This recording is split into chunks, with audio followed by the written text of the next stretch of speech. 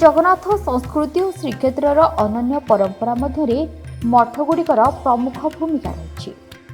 ଶ୍ରୀକ୍ଷେତ୍ରରେ ପ୍ରାୟ 40ଟି ପାଖାପାଖି ମଠ ରହିଛି, ଯାହାର ସମ୍ପର୍କ ସିଧାସଳଖ ଭାବେ ଶ୍ରୀ ଜଗନ୍ନାଥ ମନ୍ଦିର ସହ ରହିଛି। ସେମିତି ଏକ ମଠ ହେଉଛି ଝାଞ୍ଜପିଟା ମଠ। ଗବେଷକମାନଙ୍କ ମତରେ ଏହି ଝାଞ୍ଜପିଟା ମଠ ପ୍ରାୟ 400 ବର୍ଷ ପୁରୁଣା ଅଟେ। ଏ ମଠର ଅବସ୍ଥିତ ହେଉଛି ଦୋଳମଣ୍ଡପ ସାହିରେ। ଜେନାରୀ ଗଛ ଛକ ନିକଟରେ ଥିବା ପାତ୍ର ସାହି ମଧ୍ୟରେ। ଇତିହାସ ଅନୁସାରେ ଗଜପତି ପ୍ରତାପ ରୁଦ୍ର ଦେବଙ୍କ ଶାସନ ସମୟରେ ଏହି ସ୍ଥାନରେ ଝାଞ୍ଜପିଟା ମଠ ପ୍ରତିଷ୍ଠା ହୋଇଥିଲା। ଗବେଷଣାରୁ ଯାହା ଜଣାପଡ଼େ, ଏହି ସ୍ଥାନରେ ପ୍ରଥମେ ଏକ କୁଟୀର ନିର୍ମାଣ କରି 24 ଘଣ୍ଟା ନାମ ସଂକୀର୍ତ୍ତନ କରୁଥିଲେ।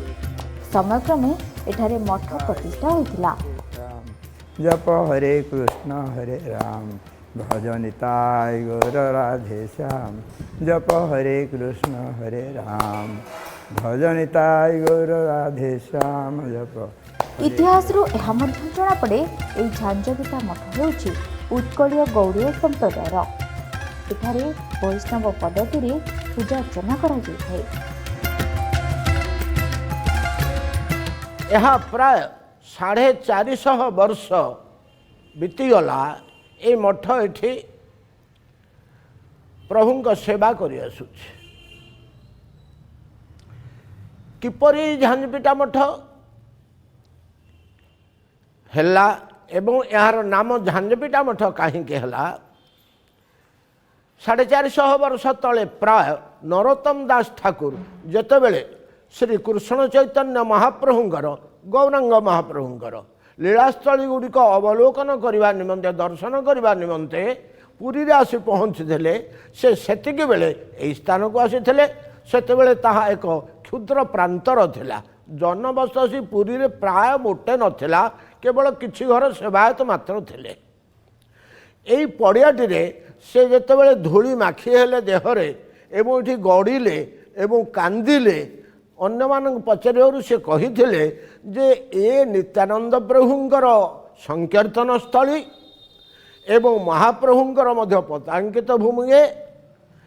ଏଣୁ ଏ ସ୍ଥାନର, ଏ ଧୂଳିର, ଏ ବାଲୁକାର ମହିମା ଅତୀବ। ଏହି ସ୍ଥାନ ଏବଂ ତୋଟା ଗୋପୀନାଥ, ଏହି ଦୁଇଟି ସ୍ଥାନ ପୁରୀରେ ମନ୍ତ୍ର ସିଦ୍ଧିର ପ୍ରଶସ୍ତ ଜାଗା ବୋଲି ସେ କହିଥିଲେ। ଝାଞ୍ଜପିଟା ମଠର ନାମକରଣ କାହିଁକି ଏପରି ରଖାଯାଇଛି, ଏହାକୁ ନେଇ ମଧ୍ୟ ବିବରଣୀ ରହିଛି। ବିବରଣୀ ଅନୁସାରେ ଅନେକ ବର୍ଷ ତଳେ ଏହି ମଠର ତତ୍କାଳୀନ ମଠାଧୀଶ ପ୍ରତ୍ୟେକ ଦିନ ଶ୍ରୀମନ୍ଦିର ଚତୁଃପାର୍ଶ୍ୱରେ ଏକ ପିତ୍ତଳ ନିର୍ମିତ ଗିନି ସଦୃଶ ସ୍ୱତନ୍ତ୍ର ବାଦ୍ୟ ଝାଞ୍ଜ ବାଦନ କରି ପରିକ୍ରମା କରୁଥିଲେ।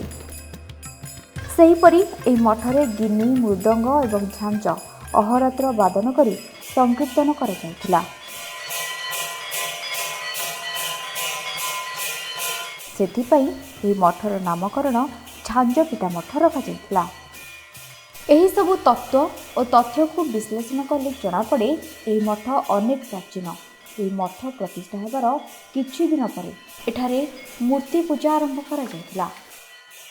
ବୃନ୍ଦାବନରୁ ଆସିଥିବା ଶ୍ରୀ ରାଧାକୃଷ୍ଣଙ୍କର ଯୁଗଳ ମୂର୍ତ୍ତି ସହ ମହାପ୍ରଭୁମାନଙ୍କର ଚତୁର୍ଦ୍ଧା ମୂର୍ତ୍ତି ମଠ ପରିସରରେ ପୂଜା ପାଇଥାନ୍ତି।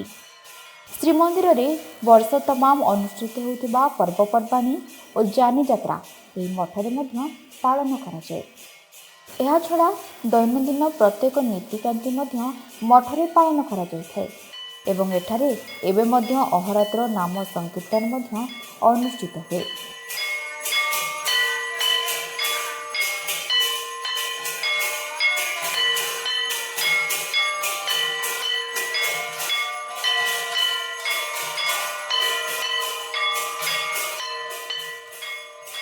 ଏହି ମଠରେ ପ୍ରାୟ 30 ବର୍ଷ ତଳୁ ପ୍ରତ୍ୟେକ ଦିନ ଭାଗବତ ପାରାୟଣ ମଧ୍ୟ ଅନୁଷ୍ଠିତ ହେଉଥିଲା।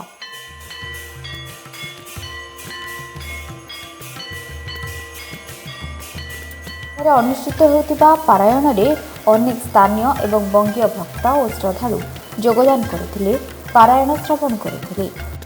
ଝାଞ୍ଜପିଟା ମଠର ଶ୍ରୀମନ୍ଦିର ନୀତିକାନ୍ତି ସହ କ'ଣ ରହିଛି ସମ୍ପର୍କ, ଆମେ ସେ ସମ୍ପର୍କରେ ଜାଣିବା, କିନ୍ତୁ ଭକ୍ତି ଓଡ଼ିଶାର ମଠ ମାହାତ୍ମ୍ୟ କାର୍ଯ୍ୟକ୍ରମର ପରବର୍ତ୍ତୀ ଅଧ୍ୟାୟରେ।